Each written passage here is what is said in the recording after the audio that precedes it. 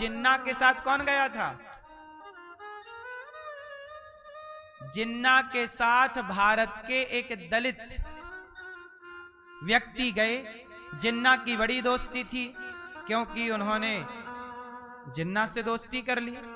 और जिन्ना जब पाकिस्तान के प्रधानमंत्री बने तो पाकिस्तान के पहले कानून मंत्री भारत के एक व्यक्ति जो पाकिस्तान चले गए, जो हिंदू थे, दलित परिवार से, वो बने कानून मंत्री बने।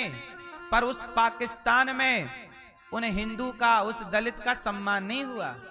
आखिरी में उन्हें छोड़ के भारत आना पड़ा, क्योंकि तुम्हारा भला कोई सोचेगा तो ब्राह्मण, क्षत्रिय, वैश्य, शूद्र ही तुम्हारा भला, कोई मुसलमान किसी हिंदू का भला सोच नहीं सकता साहब। यदि सोचता तो पाकिस्तान से क्यों भागना पड़ा पहले कानून मंत्री को, जो कि भारत के एक दलित समाज से थे। जिन्ना तो दोस्ती में लेके गए, तो फिर क्यों टूट गई दोस्ती? क्योंकि यह दोस्ती केवल स्वांग है। ये बात भारत के लोगों को जान लेनी चाहिए। थोड़ा इतिहास पढ़ना चाहिए, समझना चाहिए। तुम्हारा भला कोई नहीं सोच सकता सनातनियों के सिवा, इसलिए मिलजुल के रहो, प्यार से रहो। हमारे भगवान प्रकट हुए हैं चतुर्भुज रूप में। भगवान प्रकट हुए, भगवान छोटे से बन गए, वसुदेव जी लेकर चले। यशोदा के यहाँ लाली भई, कृष्ण को रखा, कन्या को लिया, वसुदेव जी आए। कंस ने उस कन्या को 8वां गर्भ मानकर पत्थर पर पटक दिया। कन्या हाथ से छूटकर आकाश में गई और वही विंध्यवासिनी मैया कहलाई, विंध्याचल पर्वत पर जाके विराजी। और आज भी विंध्याचल पर वही माँ भगवती विराजी हैं। बोलिए विंध्यवासिनी मैया की जय। विंध्याचल पर्वत पर जो अष्टभुजी माँ विराजी हैं, वो माता यशोदा की पुत्री है, जो कंस के हाथ से छूटकर आकाश में गई थी। कंस तुझे मारने वाला पैदा हो गया, ये कहा और चली गई। कंस ने अब भगवान कृष्ण को मारने के लिए राक्षसों को तैयार करने लगा। तो एक राक्षसी बोली, हमें अवसर दिया जाए। क्या अवसर दिया जाए? पूतना बोली, हम जाएंगे। पूतना लोक बालघनी राक्षसी रुधिर मार के आज भगवान कृष्ण को मारने के लिए चली। बड़ी सुंदरी बनकर के आई पूतना। जैसे ही भगवान के समक्ष आई, भगवान ने पूतना को देखा और देखते ही अपने नेत्रों को बंद कर लिया। हम नहीं देखेंगे पूतना को। क्यों नहीं देखेंगे पूतना को? पूतना बड़ी सुंदर है बाहर से। जितनी सुंदर बाहर से, उतने गंदे विचारों की है भीतर से। अच्छा ये बताओ, व्यक्ति सुंदर कहां से होता है, बाहर से कि भीतर से? कहां से सुंदर है? इसलिए बाहर की चमड़ी कैसी भी हो, कोई फर्क नहीं पड़ता, व्यक्ति को भीतर से सुंदर होना चाहिए। और भीतर से सुंदरता क्या होती है? जेठानी का हो, देवरानी का हो। लेकिन आजकल ये भेद आ गया कि ये मेरा है और ये मेरा। आज के 50-100 साल पहले परिवार बड़े होते थे और एक घर में 10-10 बच्चे होते थे, और उन बच्चों को बचपन में ये पता ही नहीं होता था कि इनमें से मेरी मां कौन है। वो सबको अपनी मां मानते थे। बोलो हाँ। आज के 50 साल पुराना इतिहास पढ़ लीजिएगा, पढ़ के आज समझ, तुम पूछ लेना बुजुर्गों से। ये जब तक मैं स्वयं, आप स्वयं जब तक होश ना संभालें, तब तक आपको पता नहीं होता था कि आपकी मां कौन है। अर्थात आपके घर में जो आपकी दादी है, बड़ी माँ है, चाची है, सारे लोग आपको इतना प्यार करते थे कि आपको पता ही नहीं लगता था कि ये माँ है, कि कभी वो अपना दूध पिला देती, कभी चाची अपना दूध पिला देती, कभी माँ दूध पिला देती, कभी बड़ी माँ दूध पिला देती, और बच्चे पालते। राम को पता ही नहीं लगा कि इनमें तीनों में मेरी माँ कौन है। वो कैकई को माँ मानते राम जी, कैकई का दूध पीते। और भरत जी कौशल्या माँ का दूध पीते। तो भरत जी को लगा कि ये मेरी माँ है। बाद में जब वो बड़े हुए, मैच्योर हुए, समझदार, तब उन्हें लगा कि ये मेरी माँ है। और ऐसा पहले घरों में था। क्यों जी, हम सही बोल रहे हैं कि गलत बोल रहे हैं? था ना मेरी माँ। पहले ये नहीं था कि ये मेरा बेटा। पहले घर में जितने बच्चे थे सबको लोग अपना मान के लाड़ प्यार करते थे। आज व्यक्ति का दिल छोटा हो गया। पहले दिल बड़ा था ना, सबको गले लगाने की ताकत थी। आज सबको गले लगाने की ताकत नहीं है। आज बेटा, पहले एक बेटा अपनी सारी माँओं की सेवा करता। सारी माँ, आपकी चाची भी आपकी माँ है, आपकी बड़ी माता भी आपकी माँ है, और आपकी जननी भी आपकी माँ है, और आपकी दादी भी आपकी माँ है, और आपकी पत्नी की माता भी आपकी माँ है। ये सब आपकी माँ है। यदि माँओं पर कोई संकट आता था तो पहले एक बेटा इन सभी माँओं में बिना भेदभाव किए इन माँओं की सेवा करता था। और आज का युग देखो कि अपनी माता को बेटा सेवा नहीं कर पा रहा है। इसलिए ये दास अनिरुद्ध देखो, एक बेटा अपनी एक माँ की सेवा जब नहीं करता, तब गौरी गोपाल में 309 वृद्ध माँ की सेवा ये दास करता है। हमारा भी दिल छोटा होता तो हम केवल अपनी माँ की सेवा करते। सब माँ की सेवा क्यों करते? सबके पांव क्यों दबाते? दिल छोटा नहीं रखना साहब, दिल बड़ा रखना चाहिए। सबके लिए दिल धड़कना चाहिए। राह में आए जो दीन दुखी, सबको गले से लगाते चलो। तुम किसी को गले नहीं लगाते, मतलब तुम छोटे दिल वाले हो। दिल बड़ा करो, सबको रोटी मिलनी चाहिए। सबका गौरी गोपाल में सबको रोटी मिलती है। यहाँ ये भेद नहीं है कि तुम्हें रोटी मिलेगी और तुम्हें नहीं मिलेगी। यहाँ ना जात पूछी जा रही है, ना किसी का कुछ पूछा जा रहा। सब आओ रोटी खाओ। आपके रिश्तेदार आ जाएं। कई घर ऐसे हैं आज के युग में कि आपके रिश्तेदार आ जाएं तो कुछ लोगों का मुंह फूल जाता है, अरे रिश्तेदार आ गए। 4 लोगों को भोजन बनाना पड़ जाए ना कुछ स्त्रियों को, तो उनका मुंह फूल जाता है, अरे इनको बना के खवाओ। बोले बात सही है कि गलत है? और 4 दिन रुक जाए रिश्तेदार तो पूरा सिस्टम बिगड़ जाता है।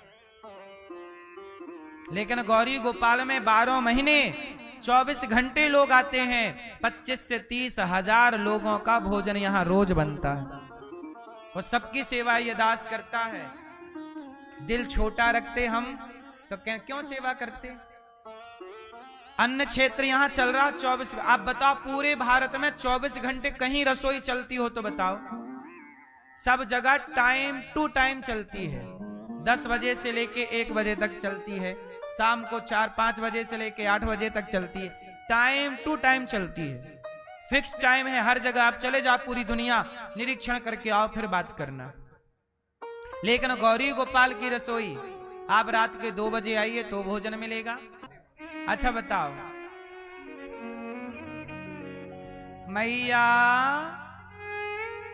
शोर ना करो मेरी माँ,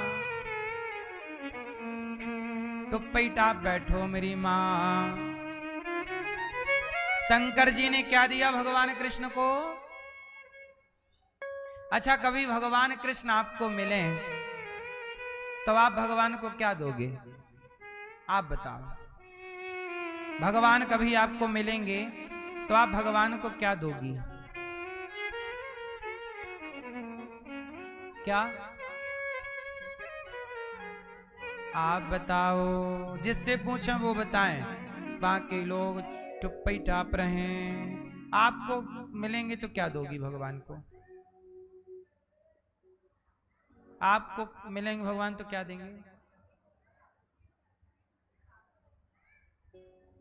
भैया आपको मिलेंगे तो क्या दोगे भगवान को?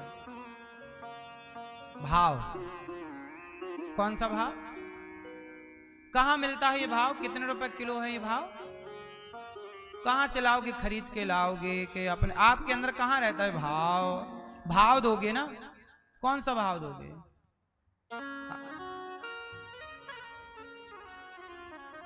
हाँ भैया आपको मिलेंगे भगवान तो क्या दोगे उनको? आपसे सवाल है। प्रेम। सुनो, इन्होंने सही उत्तर दिया था शंकर जी जब मिले तो भगवान कृष्ण को क्या दूं? शंकर जी ने कहा क्या चाहिए प्रभु? भगवान कृष्ण बोले आपको क्या देना है? शंकर जी बोले मैं अपने आप को आपके श्री चरणों में समर्पित किए देता हूं। खुद की भेंट से बड़ी भेंट क्या होगी? यदि भगवान को देना चाहते हैं कुछ तो खुद को दे दो। आप लोग खुद को नहीं दे पाते। शंकर जी ने क्या दिया?